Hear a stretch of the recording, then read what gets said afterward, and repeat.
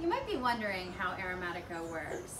When my husband designed it, he was researching wastewater treatment facilities as well as compost tea brewing, and the marriage of those technologies is what's led to the patent pending design. When you first receive AeromatiCo, you're going to want to fill it 2/3 full with water. That water becomes the medium in which you're mixing your food waste. What you're plugging in is actually an industrial pump. And this pump, not only with the force of the air, mixes that liquid, but it also oxygenates microorganisms. The microorganisms that reside within the barrel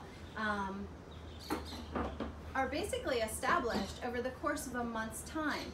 Those microorganisms begin to flourish, creating a microbiome that then is what is actually digesting and decomposing the food waste. You can add food waste at any time, and after a month, you'll be able to draw and harvest your liquid compost anytime you'd like. Inside the barrel is a filter, and that filter on the other side of the spigot ensures that you're only harvesting the finished compost.